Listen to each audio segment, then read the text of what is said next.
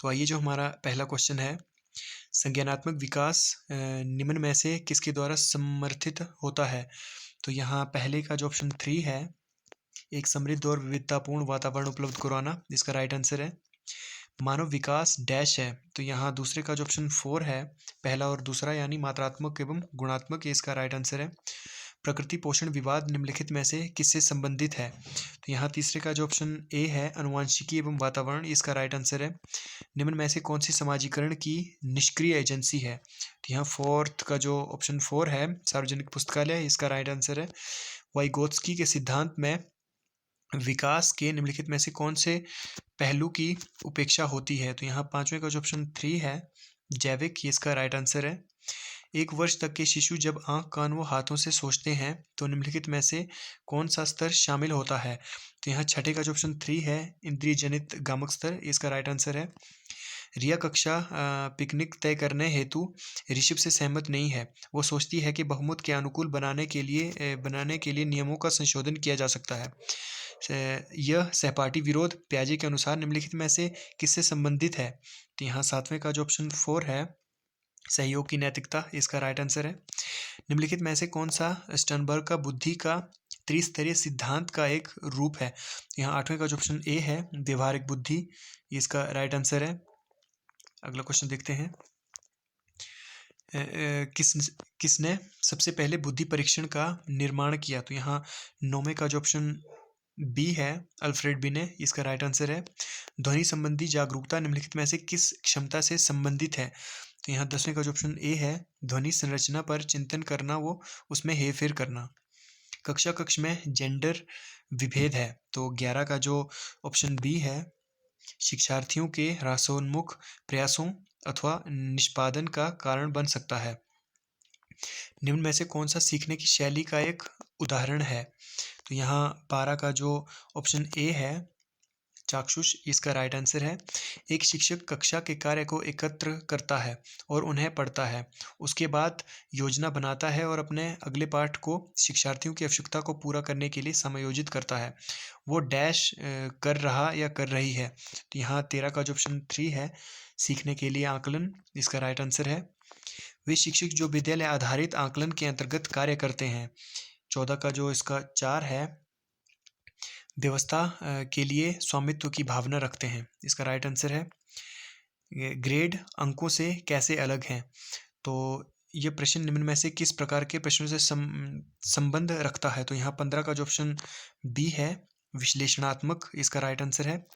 छात्राएं गणित के सवाल अच्छे से सीखती हैं, लेकिन उन्हें तब कठिनाई आती है जब उनसे उनके तर्क के बारे में पूछा जाता है। दूसरा ऑप्शन है, अपनी आयु के लड़कों की तरह गणित में अच्छी हैं। तीसरा, अपनी आयु के लड़कों की तुलना में स्थानिक अवधारणाओं में कम कुशलतापूर्ण निष्पादन करती हैं। या चौथा, भाषिक और संगीत संबंधी अधिक क्षमताएं रखती हैं। तो यहाँ 16 का जो ऑप्शन बी है, अपनी आयु के लड़कों की तरह गणित में अच्छी हैं, इसका राइट आंसर है। शब्दों में अक्षरों के क्रम को पढ़ने में कठिनाई का अनुभव करना और अक्सर चाक्षुष स्मृति का ह्रास डैश से संबंधित है। तो यहाँ 17 का जो ऑप्शन ए है, डिसलेक्सिया, इसका राइट आंसर है। सभी के लिए विद्यार्थियों में सभी की शिक्षा निम्नलिखित में से किसके लिए प्रचार वाक्य हो सकता है? तो यहाँ 18 का जो ऑप्शन बी है, समावेशी शिक्षा, इसका राइट आंसर है। प्रवाह पूर्णता, व्याख्या, मौलिकता और लचीलापन डैश के साथ संबंधित तत्व है। तो यहाँ 19 का जो ऑप्शन ए है दोस्तों, प्रतिभा, इसका राइट आंसर है। अगला जो हम क्वेश्चन देखेंगे, प्रतिभाशाली विद्यार्थियों को डैश से जुड़े प्रश्नों पर अधिक समय देने के लिए कहा जा सकता है। तो इसका जो ऑप्शन 3 है, सर्जन, इसका राइट आंसर है। गणित में अधिगम निर्योग्यता का आंकलन निम्न में से किस परीक्षण द्वारा सर्वाधिक उचित तरीके से किया जा सकता है? तो यहाँ 21 का जो ऑप्शन बी है, निदानात्मक परीक्षण, ये इसका राइट आंसर है। सिद्धांत चित्र डैश के द्वारा नवीन अवधारणाओं को समझ बढ़ाते हैं। यहाँ दोबारा, सिद्धांत चित्र डैश के द्वारा नवीन अवधारणाओं की समझ बढ़ाते हैं।